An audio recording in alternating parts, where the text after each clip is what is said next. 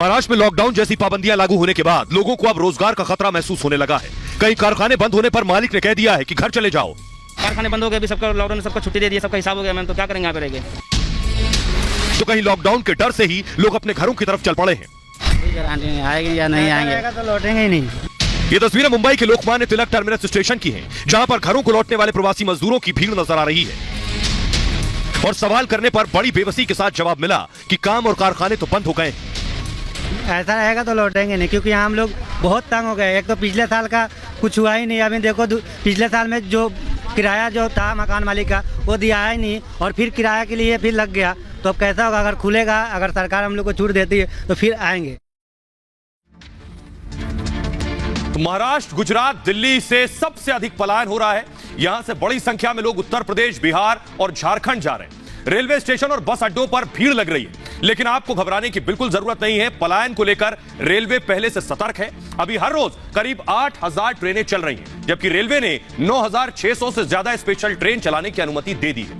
133 नई ट्रेनों को भी शुरू करने पर विचार किया जा रहा है। ये ट्रेन अगले हफ्ते तक शुरू भी हो जाएगी। रेलवे जिन अतिरिक्त ट्रेन को चला रहा है उनमें गोरखपुर, पटना, दरभंगा, गुवाहाटी, रांची, लखनऊ शामिल है। मतलब साफ है कि अगर आपको घर जाना है तो बिल्कुल डरने की जरूरत नहीं है। आपके लिए हर समय पर्याप्त मात्रा में ट्रेन उपलब्ध रहेगी।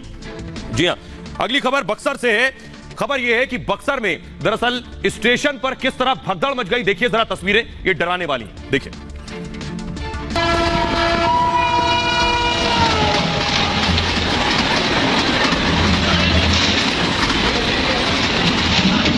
भगदड़ मची हुई है,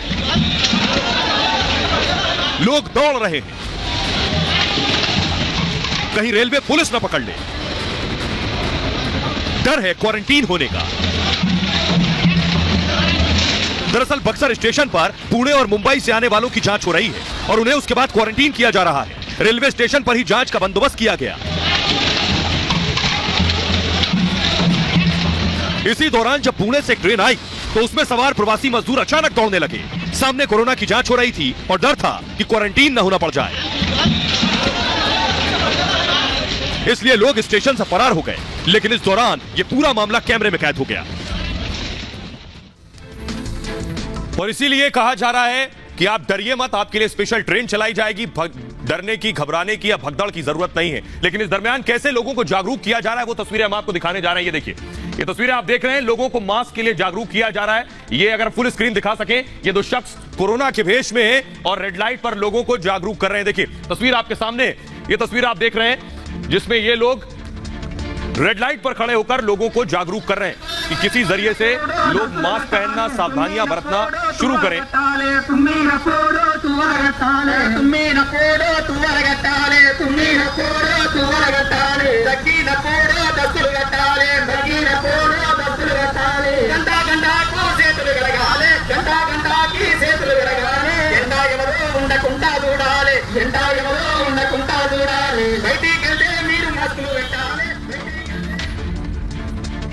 और यही वजह थी, कोरोना से हालात लगातार बिगड़ रहे थे।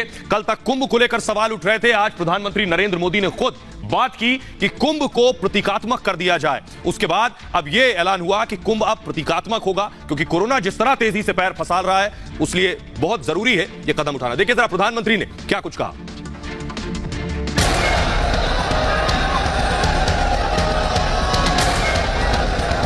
हरिद्वार में चल रहे कुंभ को लेकर घमासान शुरू हो गया है। कुंभ समाप्ति को लेकर अखाड़ों में दंगल मचा है। तमाम संत कोरोना संक्रमित हो गए। कुछ अखाड़ों ने कुंभ समाप्ति का ऐलान कर दिया। खुद पीएम मोदी ने फोन कर संतों का हाल जाना और प्रतीकात्मक कुंभ की अपील की। पीएम ने ट्वीट में लिखा, मैंने प्रार्थना की है, 2 शाही स्नान हो चुके हैं और अब कुंभ को कोरोना के संकट के चलते प्रतीकात्मक ही रखा जाए। इससे इस संकट से लड़ाई को एक ताकत मिलेगी। तो निश्चित रूप से ये कोरोना जो है वैश्विक महामारी है और हम सबके लिए परेशानी है। हम लोग शुरू से ही हर चीज का पालन करते हुए चल रहे हैं। निश्चित रूप से प्रधानमंत्री के विचारों के साथ में श्रीवृंद स्नान जूना अखाड़ा सहमत है। कुछ दिखाई दिया, वे बाहर से संक्रमित होकर श्रद्धालु आए थे और अब लगभग प्राय सब स्नान संपन्न हो चुके हैं। पर माननीय प्रधानमंत्री जी का और मेरा हम सब संतों का ऐसा भी आह्वान है कि अब आने वाला स्नान प्रतीकात्मक हो, सांकेतिक हो और धर्म यही कहता है कि पहले प्राणों की रक्षा की जाए। संतों के साथ ही बीजेपी ने लोगों से अपील की है कि कोरोना की गाइडलाइन का पालन जरूर किया जाए। माननीय प्रधानमंत्री जी का अपील का सबको स्वागत करना चाहिए और जो गाइडलाइन है उसका पालन करना चाहिए। पीएम साहब की जो अपील है वो बिल्कुल ठीक है और सीमित संख्या में पूरे नियमों का पालन करते हुए जो साधु संत हैं वो भी 10-20 की संख्या में, इससे ज़्यादा वहाँ पर अभी स्नान न हो। लेकिन अब कुंभ पर सियासी घमासान भी शुरू हो गया है। सुनिए जरा समाजवादी पार्टी के नेता क्या कुछ कह रहे हैं। कुंभ को प्रतीकात्मक कर दिया जाए, अच्छी बात है, कुंभ को प्रतीकात्मक कर देना चाहिए, क्योंकि यहाँ पे चारों तरफ कोरोना फैला हुआ है। तो चुनाव रैली का क्या, बंगाल में जो चुनाव रैली हो रही है, चुनाव रैली में क्या वो जो भीड़ आती है, क्या उसके बीच में कोरोना नहीं फैल सकता? क्या कोरोना का संक्रमण नहीं फैल सकता? अगर आप कुंभ को प्रतीकात्मक कर सकते हैं तो रैली को भी वर्चुअल रैली तो कर सकते हैं ना।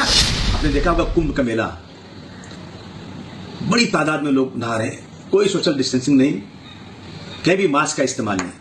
कुंभ मेला में गए हुए लोगों को बहुत बड़े पैमाने पर कोरोना बाधित हुए हैं। वहां से अगर कोई आता है तो उसका क्वारंटाइन होना होगा, क्योंकि उसको सुपर स्प्रेडर अगर हो गया तो और ज्यादा तकलीफ लोगों को आ सकती है। खबरों में आगे बढ़ते हैं और बात लालू प्रसाद यादव की। लंबे वक्त से लालू यादव चारा घोटाले में जेल में थे और अब लगभग 3.5 साल बाद लालू यादव जेल से बाहर निकलेंगे। कोर्ट ने उन्हें जमानत दी है। सबसे पहले रिपोर्ट देखिए जरा। खिला देते हैं।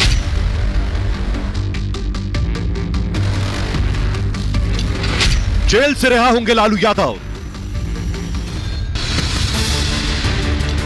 3.5 साल बाद सलाखों से बाहर आएंगे लालू। मसीहा जो है वो बाहर आएंगे। चारा घोटाले में मिली जमानत। लालू यादव 3.5 साल बाद जेल से बाहर आने वाले हैं। झारखंड उच्च न्यायालय ने आधी सजा पूरी करने के आधार पर लालू प्रसाद यादव को सशर्त जमानत दी है। इस दौरान उन्हें 1 लाख के निजी मुचलके का बॉन्ड भरना होगा। हाईकोर्ट ने निर्देश दिए हैं कि लालू यादव बिना अनुमति के देश से बाहर नहीं जाएंगे और न ही अपना पता और मोबाइल नंबर बदलेंगे। जमानत के लिए लालू को 1 लाख रुपए का मुचलका देना होगा, साथ ही 10 लाख रुपए का जुर्माना भरना होगा। इसके अलावा उन्हें अपना पासपोर्ट भी जमा कराना होगा। दुमका कोषागार से अवैध निकासी के मामले में लालू प्रसाद ने जमानत के लिए आधी सजा पूरी करने का दावा करते हुए याचिका दायर की थी। इस मामले में सीबीआई की अदालत ने लालू प्रसाद यादव को 7-7 साल की 2 सजा अलग अलग धाराओं में सुनाई थी।